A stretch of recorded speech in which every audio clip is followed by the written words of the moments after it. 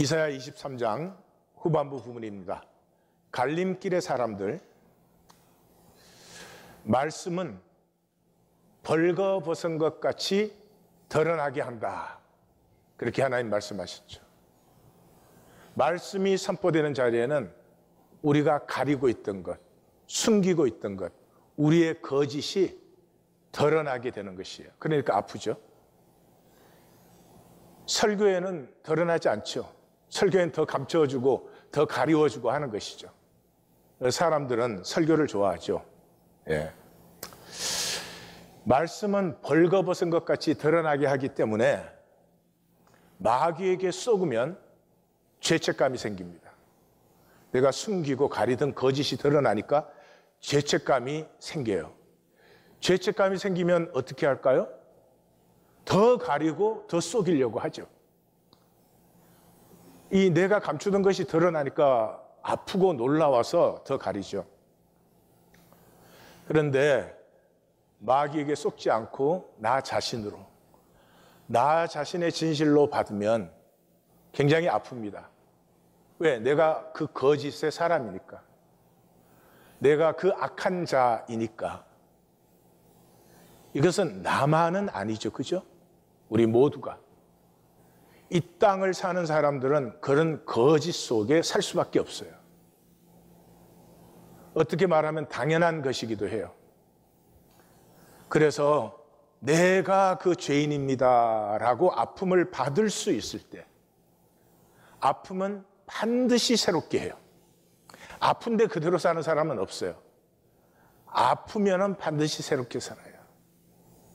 근데 마귀에게 쏘가서 죄책감을 받는 사람은 얼른 가리죠. 그리고 말씀을 설교로 이해하죠. 이해한 것은 자기가 처리할 수 있으니까, 나의 이해니까 내가 처리하면 되잖아요. 그래서 말씀을 만나지 않고 피하고 유리하게 되는 것이죠. 오늘은 이제까지는 어떻게 하셨든지 오늘은 아프십시다. 내가 그 거짓의 사람이지, 내가 그 악함을 행하는 자지. 우리 함께 아프십시다. 이 아픔 속에 하나님의 역사가 피어날 수 있기를 원합니다. 이청준 씨는 제가 좋아하는 작가인데 자서전을 쓰십시다 그런 작품이 있어요. 윤지욱이라는 작가가 있어요. 30살인데 자서전을 대신 써주는 작가예요. 이 작품의 이름은 이청준 씨가 상징적으로 만들었다, 저는 그렇게 생각해요. 분명히 그럴 거예요. 이름이 지우기잖아요. 지우기. 예, 그러니까 지우기 하는 거죠. 과거를 지우고 그 과거 대신에 번쩍거리는 새 도배질을 해주는 거죠. 멋있는 사람으로. 그래서 피문오라고 하는 이 이름도 피문오인데 이렇게 그냥 발음하면 피문어가 되잖아요. 피문어 이렇게 순간순간 색깔을 이렇게 바꾸는 그 피문어는 굉장히 인기 코미디언이에요. 그래서 돈도 벌고 출세도 했는데 아주 천박한 사람이에요. 그래서 당신의 자서전을 제가 쓸 수가 없습니다. 그러니까 대번에 협박 공갈로 들어오는 그런 사람인데, 이 사람은 이제 자기의 생애가 철학도 있고 신념도 있었다. 그냥 사람이나 웃기던 사람이 아니다. 그걸 만들어 달라는 거죠. 이 피문호 씨의 자서전을 쓸 수 없는 이 지우기는 최상윤이라고 하는 기독교 농촌 지도자, 이 이름도 상징적이에요. 최상윤. 윤이 이어받을 윤이거든, 윤자가 있거든요. 그러니까 최상의 삶을 이어받게 하는. 그래서 이분의 삶은 정말 신념의 외골수로 사신 분이에요. 확고한 그 원칙을 따라서 일사불란하게 살아왔어요. 근데 그분을 만나서 그 삶을 보면서 무언가가 마비된 것 같은, 무감각한 것 같은, 사람이라면 어떤 기본적으로 맛있는 것도 먹고 싶고, 예, 즐거움도 누리고 싶고 그런 게 있을 수밖에 없죠. 예, 그걸 과다하게 하면 죄겠지만은 그걸 뭐 정죄할 건 아니잖아요. 근데 그런 것조차도 없어요. 전혀 낭비가 없고 회의도 후회도 없어요. 삶에 돌아보시면 혹시 회의가 되는 것이 있습니까? 그러니까 그런 것은 있을 수가 없습니다. 그러니까 그 삶에서 느껴지는 것은 왠지 모를 가식, 억지로 만든 삶 뿐만 아니라 이 사람이 원하는 자서전은 동상, 영원히 똑같이 서 있을 동상을 원하는 그런 느낌을 받아서 결국은 뭐 소설에서는 거절은 하지 않고 끝나는데 쓸 수 없어지는 그런 모습을 볼 수 있어요. 이 작품은 사실 우리의 삶을 얘기해요. 진정한 자서전이라면 참회의 용기가 있어야 돼요. 그리고 삶을 그대로 제물로 드리는, 다시 말해서 한평생을 살았기 때문에 나의 수많은 잘못과 죄와 부족도 그대로, 나에게서 잘한 것이나 의가 있으면 그것도 그대로, 그래서 읽는 사람들에게 양분이 되는, 영양분이 되는, 잘못한 것은 그렇지, 삶은 저런 늪에 빠질 수도 있는 것이지, 나에게도 그런 점이 있지, 내가 그것을 조심해야지, 뭐 이런, 또 따를 만한 것이 있다면 나도 어려울 때 더욱더 마음을 다지고, 뭐 이렇게 삶 자체를 그대로 산 제물로 독자들 앞에 드리는 것이 진정한 자서전이죠. 그러니까 이것은, 그런 자서전을 쓴다는 것은 자신을 있는 그대로, 나의 나됨을 그대로 사랑하는 용기가 있는 것이죠. 그 용기는 자기 용기가 아니죠. 은혜를 의뢰해서. 이 혈육으로 현상을 살아가면 무수한 부족과 거짓과 죄가 있을 수밖에, 당연히 있을 수밖에 없죠. 그럼에도 불구하고 나를 보내신 하나님이 그 나의 연약함을 끌어안는 은혜를 의뢰하면서 나오는 내가 내 자신일 수 있는 용기죠. 그런데 거짓 자서전은 뭐예요? 과거는 무저갱에 집어넣어요. 내 잘못, 내 죄, 내 악한 것은 아무도 봐서는 안 돼.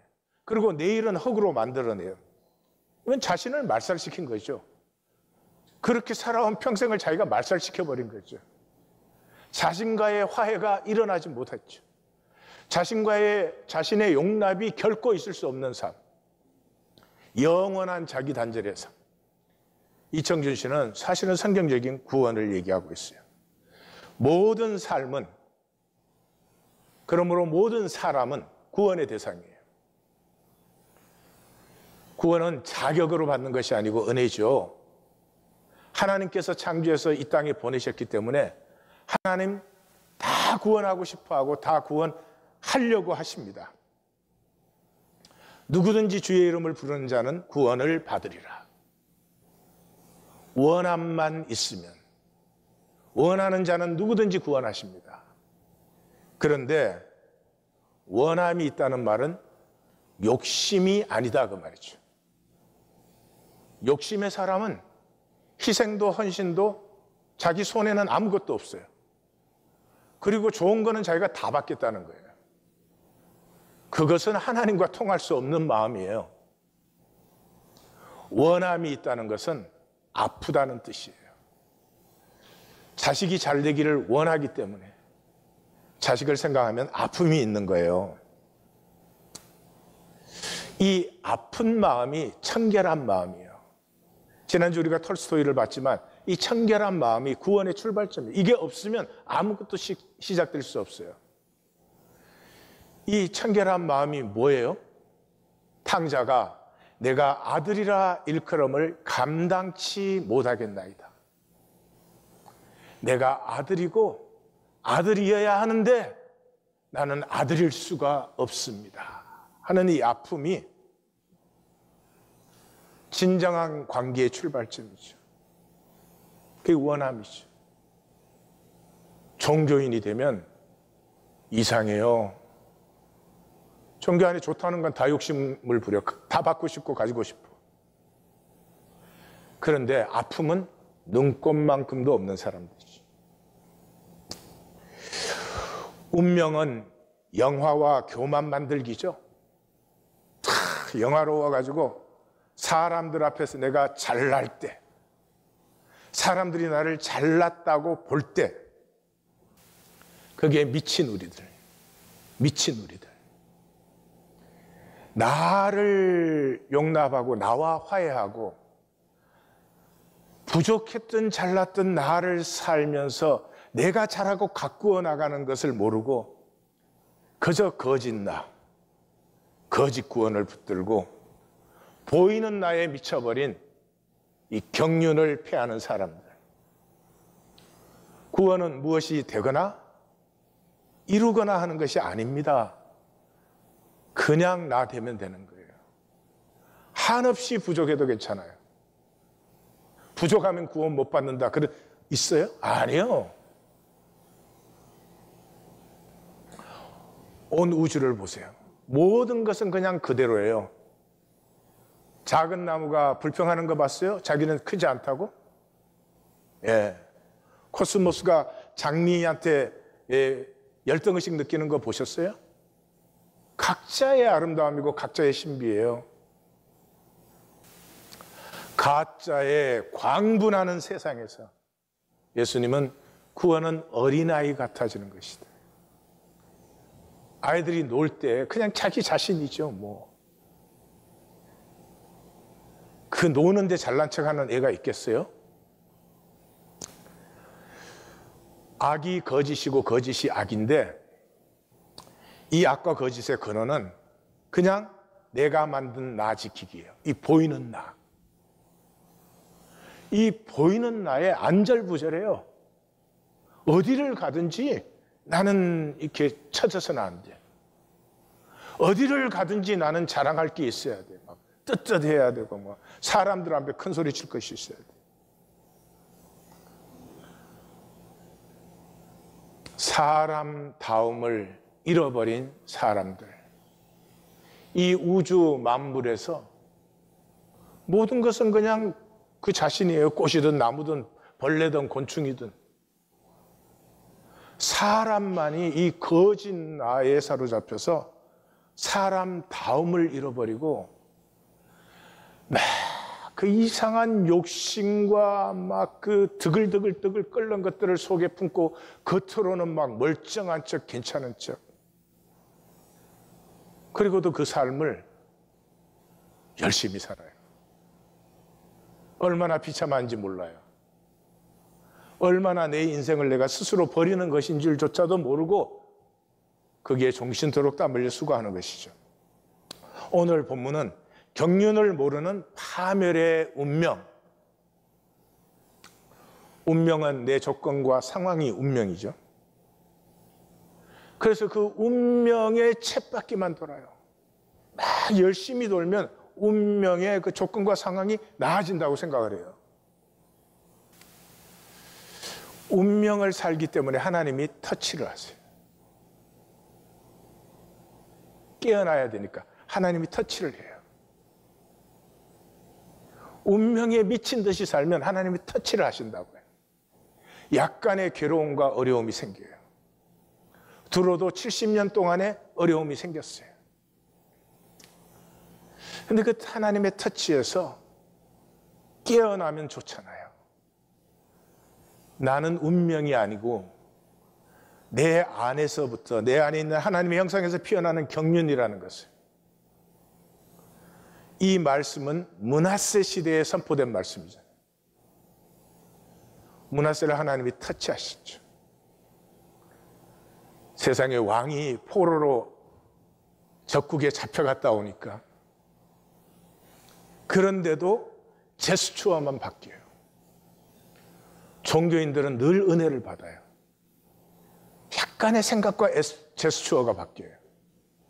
결코 멸망의 자신을, 운명의 끝은 멸망이잖아요. 쓰러지는 것이니까. 멸망의 자기를 돌이키지 않고 제스처만 바꾸는 이 이상한 사람들. 우리는 운명을 위해서 몸과 마음을 다 바쳐요.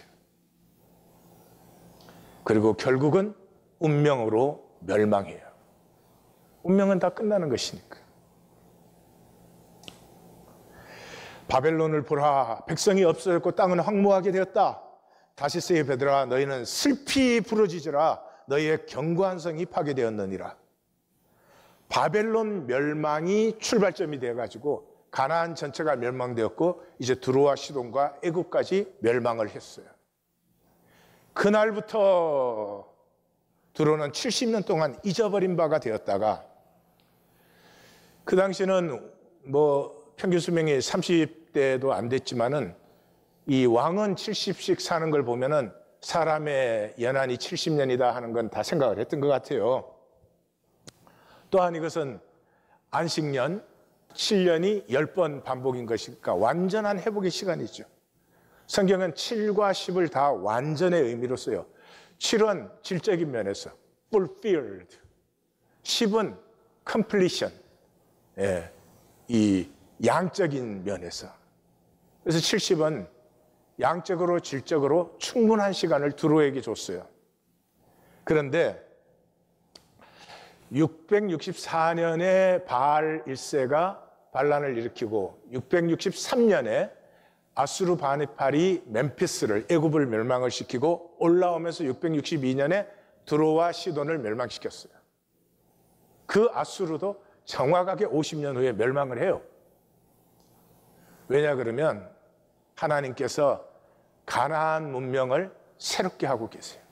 악이 너무나 많이 쌓여가지고 이 사회를 계속 유지하면 악을 행하면서도 악인 줄 모르게 돼요. 악의 수위는 높아졌는데 이 악과 의의 인간이 생각하는 레벨은 저 밑에 있으니까 그래서 이 소왕국 시대를 끝내버리고 제국 시대가 들어와요. 제국 시대는 엄청나게 악한 시대고 그 악한 시대를 뭘로 견뎌요? 소비로 견뎌요. 지금 우리처럼 소비로. 사람의 마음이 더 어떻게 메마르고 강팍하고 조금도 사랑이 없고 가족 간에조차도 하나됨이 없고 이런 시대가 들어오는데도 그게 죄와 악인 것을 몰라요. 소비만 잘할 수 있으면, 소비만 더 비싼 것을 소비할 수 있으면 문제없어요. 행복한 거예요. 그래서 소왕국 시대를 끝나고 악의 수위 레벨 자체가 높을 수밖에 없는 제국 시대를 하나님이 도래시키고 있어요. 그런데 이 620년에서 605년 사이에 애굽이 회복되기 시작하거든요. 애굽이 회복되려면 곡물을 수출해야죠. 그러니까 두로가 이어서 같이 회복이 되면서 70년이 지나게 되는 것이죠. 70년 후 두로는 기생의 노래같이 될 것이며 잊혀진 음녀 같아서 수금을 가지고 성읍에 돌아다니면서 기묘한 곡조로 많은 노래로 너를 다시 기억하게 하리라. 두로가 다시 기억되는 건 뭐예요? 두로가 다시 무역을 하는 거죠. 온 세계 무역을 장악하는 거죠. 두로를 사람들이 다 기억해요. 근데 이번에는 그냥이 아니야. 기묘한 곡조로 많은 노래를 불러요. 70년 전에는 뭐 곡물이나 갖고 다니고 이쪽 물산 가지고 저쪽 가고 했지만 70년 후에는 벌써 명품이 생겨가지고 헤르메스를 나르고 루이비통을 나르고 70년 동안에 중심의 진실을 가꾸었더라고요. 얼마나 아름다운 생명의 노래를 부를 수가 있는데 70년 동안에 좌절된 운명의 한만 씻고 있다가 찬스가 오니까 이제는 음녀의 기생의 기묘한 노래를 부르기 시작하는 것이죠. 하나님은 가나안의 새 시대를 열 수밖에 없어요. 이제는 악을 악이라고 생각하지 않는 시대가 된 거죠. 그리고 현란해진 소비를 통해서 사람들은 자기의 거짓을 다 숨기고 가립니다. 소비만 더 할 수 있으면, 소비만 남보다 잘할 수 있으면 그게 잘난 거니까. 우리 자식들도 좋은 학교, 좋은 직장 잡아서 소비를 더 할 수 있으면 훌륭해진 거니까. 경륜을 모르는 멸망의 운명. 70년 찬 후에 여호와께서 두로와 결산하시리니 70년의 충분한 회복의 기한이 주어진 다음에 하나님이 들어와 만나십니다. 그가 다시 값을 받고 땅의 열방과 음행하리라. 값을 받는다는 이 말은 창녀가 그 몸값을 받는 것을 얘기합니다. 문제는 이것이 다 명령형으로 써져 있어요. 명령형이란 말은 그렇게 해라는 게 아니고요, 섭리의 절대성을 말하는 것이에요. 이 70년 후에 너가 돌이켜 너의 본질을 회복하면 그것이 너의 생명이 될 것이고, 여전히 운명의 영화와 교만이나 추구하고 있다면 그것이 너의 멸망이 된다 하는 섭리의 절대성을 명령문으로 선포하는 것이죠. 하늘의 경륜을 모르는 두로는 땅의 천박한 길로 나아갑니다. 선지자가 이것을 유다에 선포하고 있으니 경륜을 아는 너희는 돌이켜야 된다. 이게 하나님의 가슴이죠.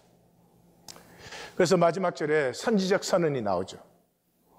운명의 이권은 간직하거나 쌓아두는 게 아니고, 내가 이 땅에 태어났는데 좋은 조건에 태어나고 좋은 은사를 많이 받고 능력이 있어서 내가 많은 이권을 차지했다면 그 내가 간직하고 쌓아두면 그게 무슨 소용이 있어요. 내 이권이 많아진 것으로 많은 사람과 나누고 많은 사람과 함께 행복해지고 많은 사람에게 섬김과 도움이 될 때 내 존재의 가치가 되는 거 아니에요? 간직하거나 쌓아두는 것이 아니라 여호와께 거룩하게 돌리라. 하나님 돈 필요 없죠. 뭐 하라는 거예요? 너에게 운명의 이권이 있는 만큼 함께 나누어, 마귀가 아무리 우리가 단절되어 있다고 속여도 너희가 어떻게 단절될 수 있겠느냐? 단절된 풀 한 퐁이가 있겠느냐? 단절된 꽃 한 송이가 있을 수가 있느냐?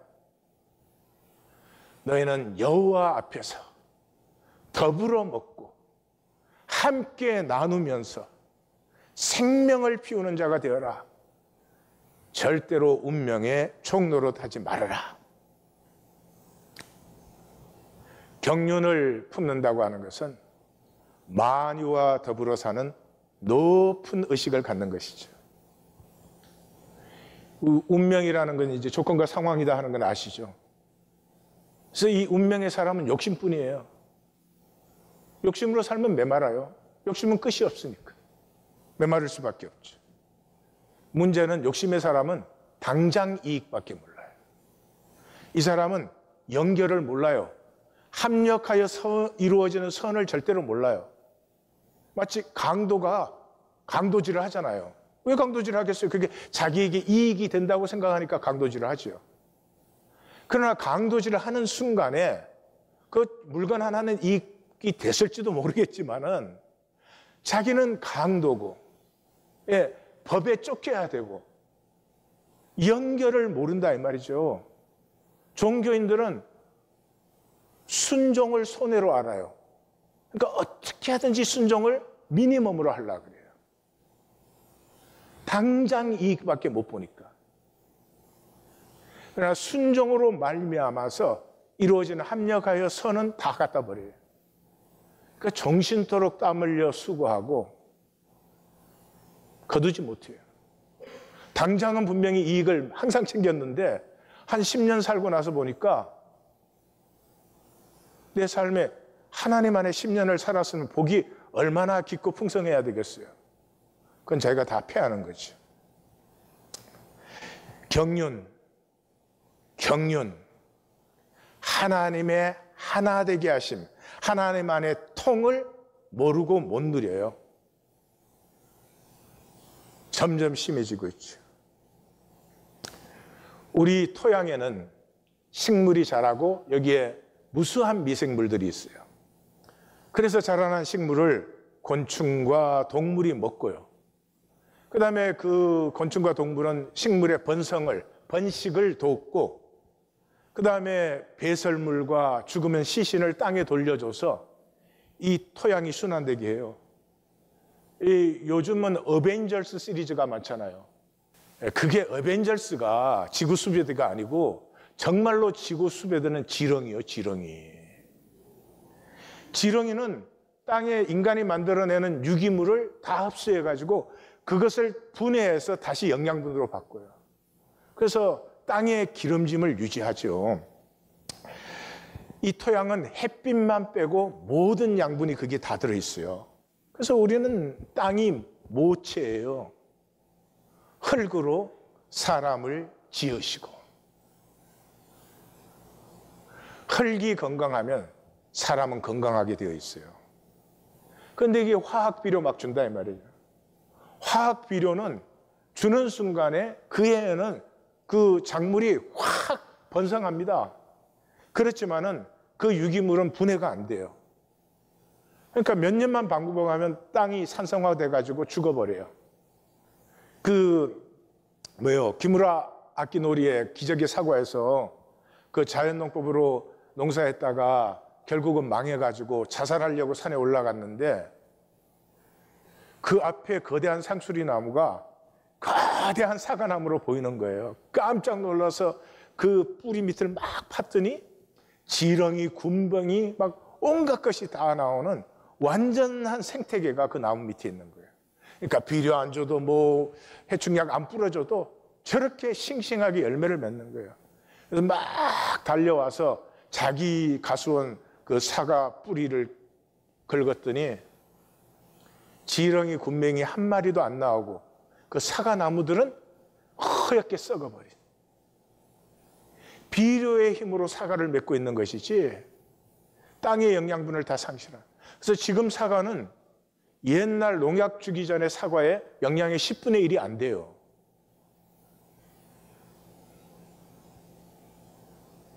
이 운명의 사람들, 경륜을 모르는 사람들, 농약을 주면 토양 생물이 다 죽어요.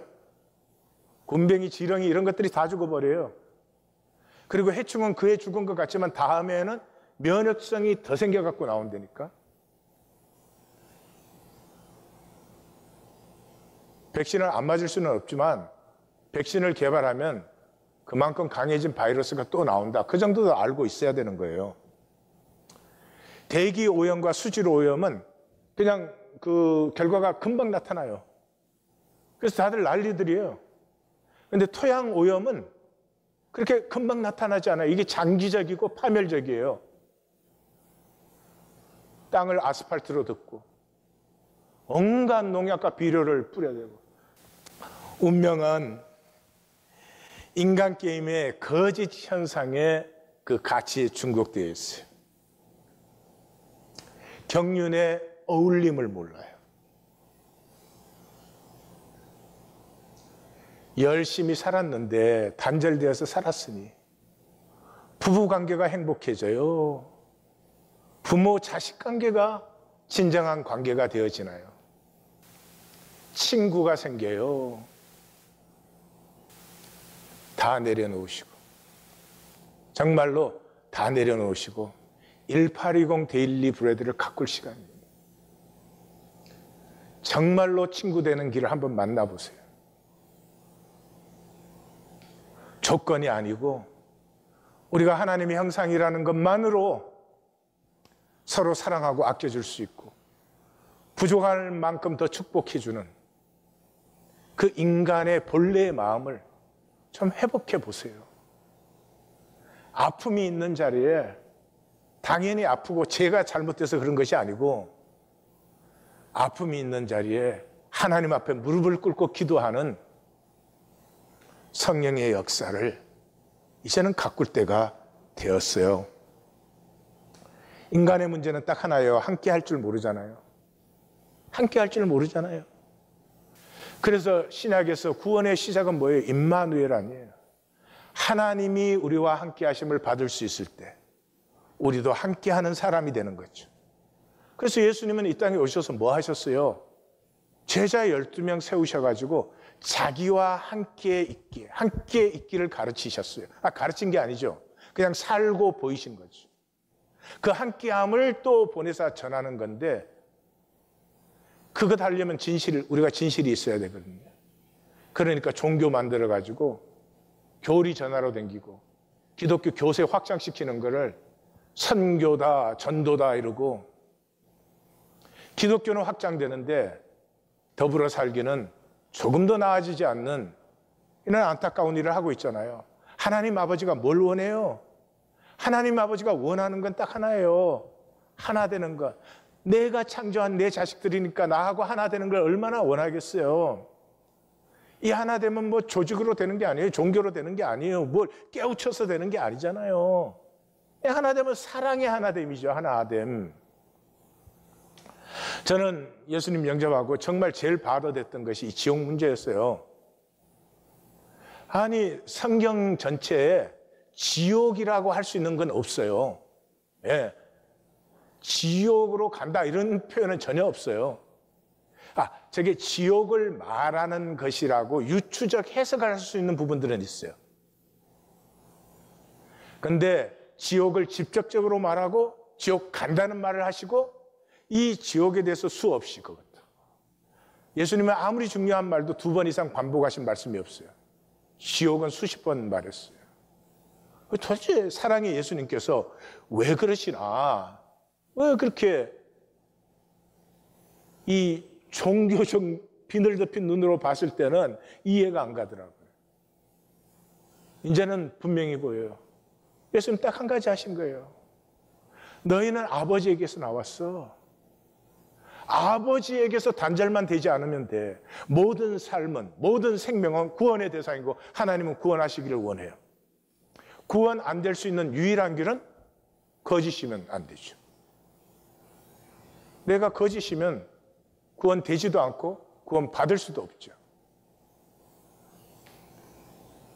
아파도 점검하십시오.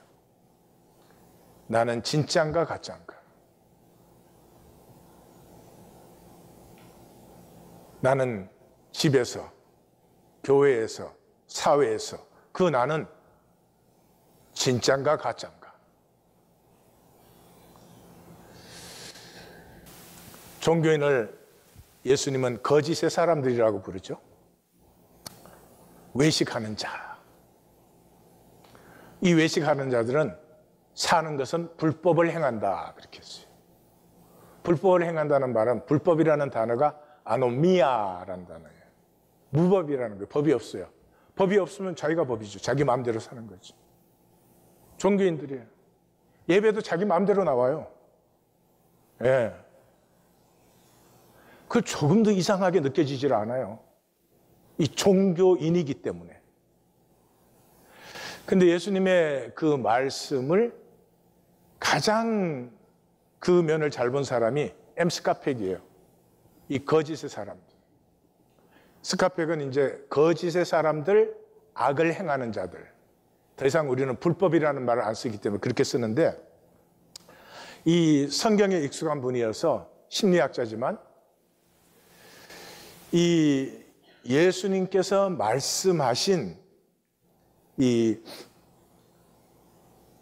자기가 자기를 만들어서 만든 자기에 미쳐있는 현대인들, 물론 예수님 당시의 사람도 사실은 본질적으로는 똑같죠. 그래서 이 거짓 사람들의 제일 첫 번째 가장 중요한 중심이 죄의 인정과 직면을 거부해요. 피하고 유리하게 가인의 삶을 살아요. 악한 사람들의 핵심적인 결함은 죄에 있는 것이 아니라, 죄는 모두가 지어요. 인간으로서 죄를 짓지 않으면 인간이 아니지. 그건 당연한 것이에요. 근데 죄를 인정하는 것을, 그 당연한 것을 거부해요. 죄를 인정하는 것을 거부하는 마음이 있다. 악한 사람들은 투사와 희생양 찾기, 책임 전가를 통하여 자신들의 고통을 남에게 떠넘김으로써 스스로의 죄책감과 고통을 깨끗이 거부한다. 자기가 잘못한 거 있으면 남의 탓으로 돌려요. 세상 탓으로 돌려요. 자기는 하나도 안 아파. 아프지 않으면 새로워지지 않는다. 죄책감은 자신의 죄를 일깨워주는 고통스러운 인식인 까닭이다. 우리 하나님 교회에서 말씀을 들으면 분명히 아프실 거예요. 그러나 머리로 싹 이해해서요. 내 이해 박스 하나 딱 만들어서 그 안에 탁 넣어서 창고에 정리해버립니다. 이 종교인, 뭐 부족한 게 당연하지. 그러니까 죄 짓는 게 당연하지. 내가 부족하고 죄인이니까 하나님이 은혜를 주신 거지. 논리적으로 맞아요. 그러나 실제는 아니에요. 실제라면 아프니까. 내가 죄인이어서 하나님께서 십자가에 죽으셨다는 사실이 너무나 가슴이 아픕니다. 그리고 가슴이 아프면 똑같이 살지 못합니다. 두 번째는 내가 만든 나, 이 보이는 나에 미쳐 있는 사람들이에요. 그게 전부고 그게 절대예요. 자신을 미워할 줄 모르는 것, 자신을 거스르지 못하는 것, 그것이야말로 악의 뿌리요 핵심적인 죄이다. 자신의 자아상을 완전하게 지켜야 되는 생각만 꽉 차서 거짓의 여부보다 자기 보호, 자기 변명, 자기 정당화만이 중요하다. 심지어 교회에 나와서 하나님이라고 부르면서조차도 내가 무엇이 새로워져야 되는지, 내가 하나님의 약속과 복에서 어디에서 떨어져 있는지 그건 관심이 없어요. 이 몇 명 안 되는 사람들 앞에서 내가 어떻게 보이고 있는가, 이 보이는 나에 미쳐버린 사람들. 거짓은 사람을 혼돈시킨다. 악한 사람들은 거짓의 사람들이다. 자기 기만을 켜켜이 쌓아 올릴 뿐 아니라 다른 사람을 또한 속이는 사람들이다. 제가 이 대학생 캠퍼스 미니스트리 할 때 정말 좋은 학생들을 많이 만났어요. 기대를 걸었어요. 야, 저 나이에 저렇게 신실할 수 있으면 정말 저런 신앙들이 함께 한다면 하나님의 나라가 피어나지 않겠나 그랬어요. 근데 살아가는 삶에서 전혀 아니에요. 그 선함이 자라지도 않고 새로워지지도 않아요. 거짓은 사람을 혼돈시켜요. 제 목회 전체는 속은 것이에요. 교회에 나오면 얼마나 성실하게 행하는지 몰라요. 무수한 샘나들 성실하게 해요. 성실하게 보여요. 그런데 뭐예요? 자기를 위하여. 자기밖에 없는 사람들이죠. 한번 생각해 보세요. 목사가 굉장히 성실해. 그런데 사실은 자기를 위해서요. 여기에 목회에 성공하고, 숫자 늘리고 건물 크게 짓고 돈 많이 끌어들여서 막 성공한 목회자로 날리고 인정받기를 원해. 그럼 그 교회에서 도대체 어떤 성도들이, 어떤 생명이 피어날 수 있을까요? 무서운 일이에요.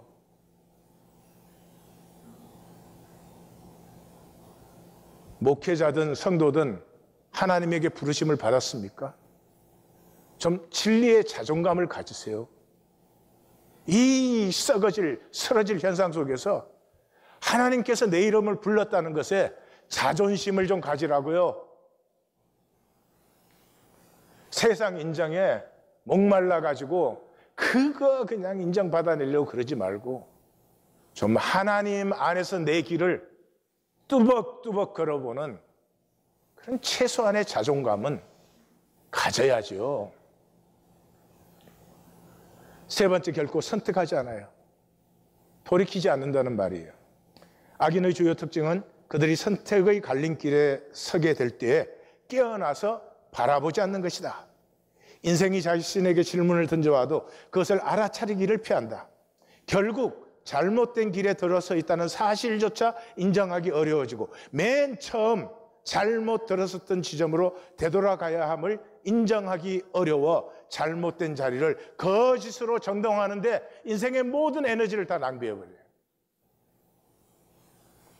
말씀 만나면 알 수 있잖아요. 내 신앙의 출발이 잘못되었었구나.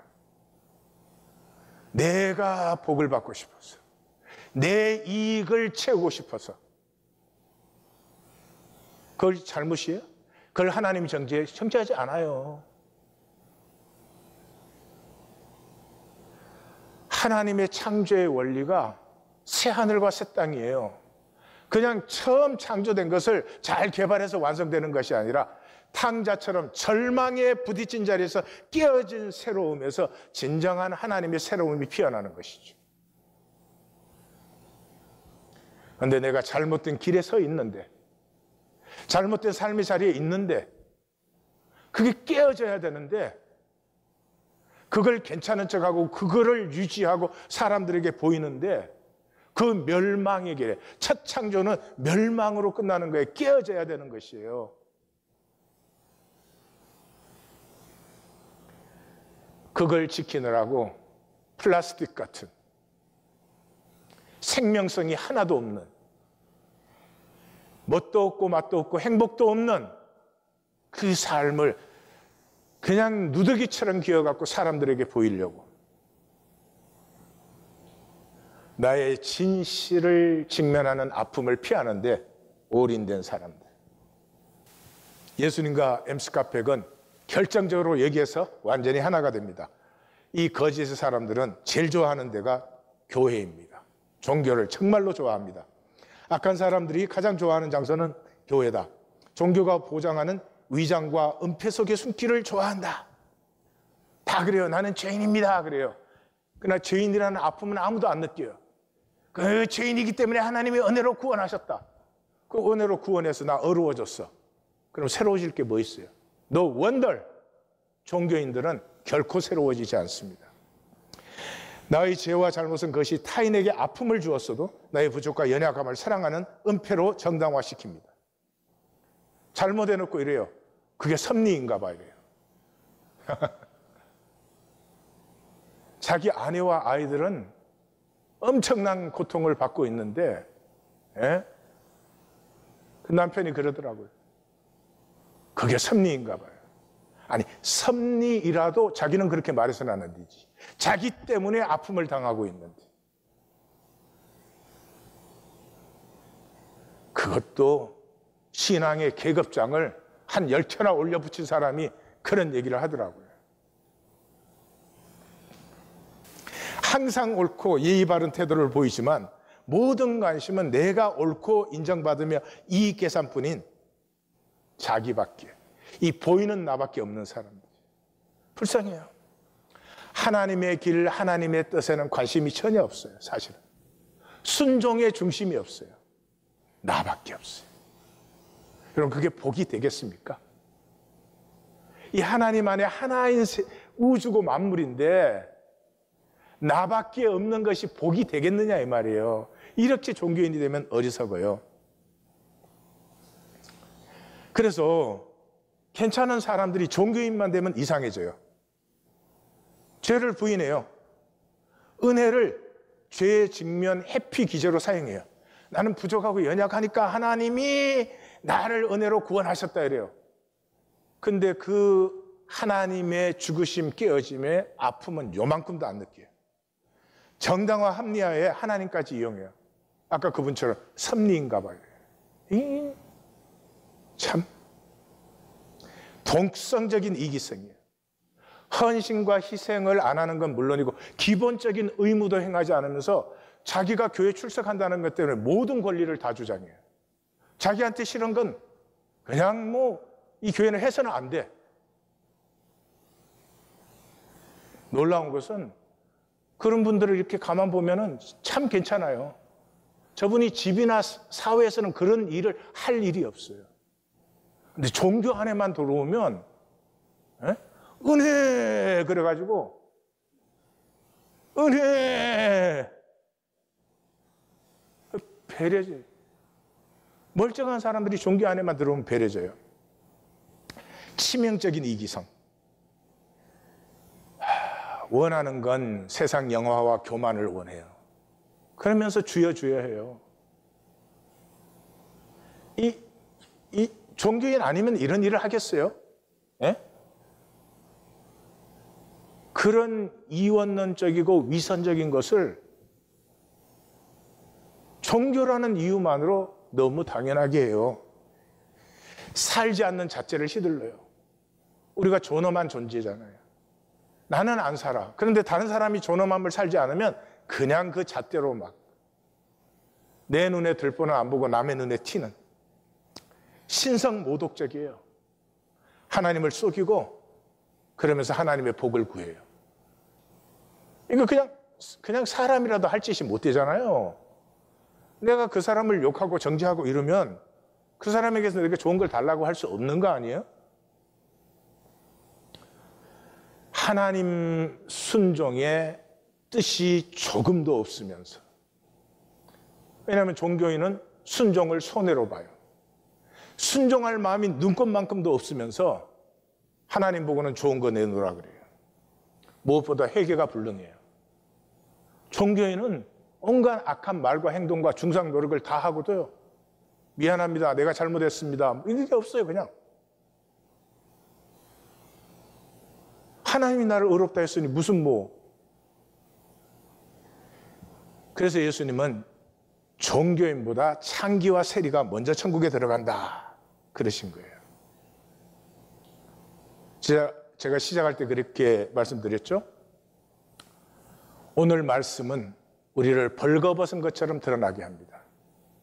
마귀에게 쏘면 죄책감으로 받아가지고 그거 더 숨기려고 하는 것이고, 아니면 진실한 내 자신으로 받아서 내가 그 거짓의 사람이지, 내가 그 악한 자지, 하나님 긍휼을 베풀어 주옵소서.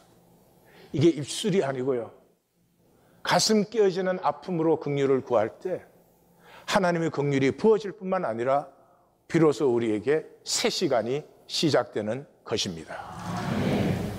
종교는 하나님의 섭리예요. 이렇게 아픈 종교를 허락하신 것이 하나님의 섭리예요. 자원함 하나 때문에. 이 사랑의 하나 되면 자원함이 없으면 소용없잖아요. 하나님하고 하나 돼야 내가 복 받으니까, 하나님하고 하나 돼야 내가 지옥 안 가니까, 그래서 하나 된 그 하나 되면 하나됨이 아니죠. 그래서 이 섭리인 종교는 첫째로 안 믿기 위한 기제예요. 하나님 믿으면 하나님 믿고 그냥 살지. 하나님 믿고 살면 되는 거지. 무슨 이런 조직을 만들고 체계를 만들고 여기에 직분을 만들고 무슨 이런 예배 의식을 만들고 이런 짓을 왜 해요? 안 믿기 위해서 종교를 만든 것이죠. 왜? 하나님을 알면은, 하나님을 믿으면 하나님을 알고 사귀고 하나가 되잖아요. 하나님 알면 순종할 수밖에 없어요. 근데 순종 싫거든요. 내 마음대로 하고 싶지. 하나님 사귀면 나의 원이 하나님의 원에 종속되게 돼 있어요. 하나님이 아름다우시기 때문에. 근데 내가 원하는 거 결코 놓고 싶지 않거든요. 하나님 믿으면 하나님과 하나가 돼요. 하나 된다는 말이 뭔 말이에요? 보이는 나는 끝나버리는 거예요. 이거 지키려고 내 모든 걸 다 했는데. 그래서 이 세상에 태어난 것 자체에 모든 혈육은 거짓이에요. 근데 그 거짓은 그냥 놔두면 그냥 온 세상이 거짓으로 사니까 그 거짓으로 끝나죠. 그래서 하나님이 종교를 주셨어요. 종교 안에 딱 들어오면은 가장 아름다운 말을 해요. 가장 거룩한 말을 해요. 그런데 사실은 거짓은 변하지 않았기 때문에 거짓이 확대되어져요.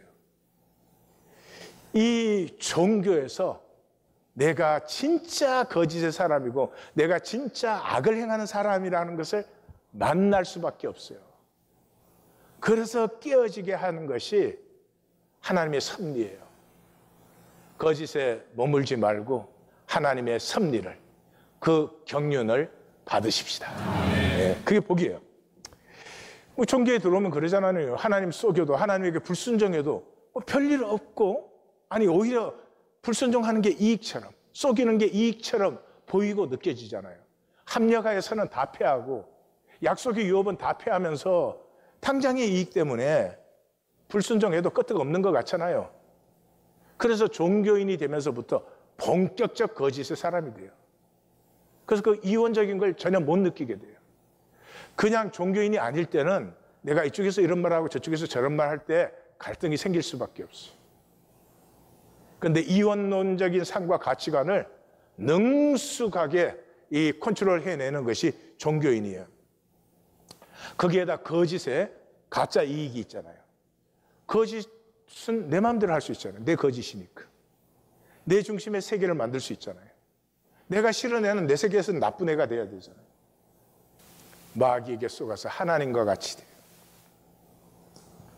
모든 종교는 가장 복된 것을 말해요.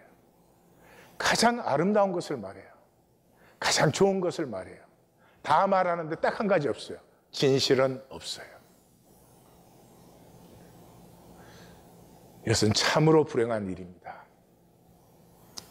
영적 전쟁은 단순합니다. 마귀는 지금도 우리에게 운명이 전부라고 말합니다. 내 조건과 상황이 나라고 말합니다. 그게 속이면 나 지키기 뿐이에요. 이 보이는 나, 이게 결국 없어지는 이 혈육의 나 지키는데 그냥 총신토록 땀 흘려 쓰고요. 그런데 하나님 아버지는 뭐라고 합니까? 아니야. 그 조건과 상황 속에서 내 안에 있는 숭고함, 너를 사랑하고 너를 창조하고 너의 모든 것을, 너의 아픔, 죄까지도 내가 품는 그 경륜이 너를 통해서 피어나. 이 사랑을 만날 때 깨어지죠. 나눔 가이드. 예수님은 종교인을 거짓의 사람들, 외식자들, 악의 사람들, 불법자들이라고 부르셨습니다. 종교는 하나님이 만드신 것이 아닙니다. 자기 방어와 정당화의 인간 기제입니다. 종교에는 하나님을 속이고 따르지 않습니다. 종교에는 실질적으로 자신이 하나님입니다. 이 모든 것 속에서 하나님은 기다리고 계십니다. 나의 거짓을 내가 만나서 깨어지기를, 자원함으로 돌이키기를. 내가 죄인임, 내가 악인임을 압니다. 그러나 돌이킬 수가 없습니다. 내 마음대로 내가 조종하는 그 삶을 내려놓을 수가 없어서 돌이키지 않고 멸망길로 갑니다. 이 멸망길에서 한 사람, 나는 정말 악인이에요, 나는 정말 거짓의 사람이에요 하는 한 사람이 곁에 같이 해줄 수 있으면 바로 그 악인과 거짓의 사람이 바로 납니다 라고 함께 할 수 있어요. 그 아픔의 자리에서 하나님의 새로움은 피어나는 것입니다.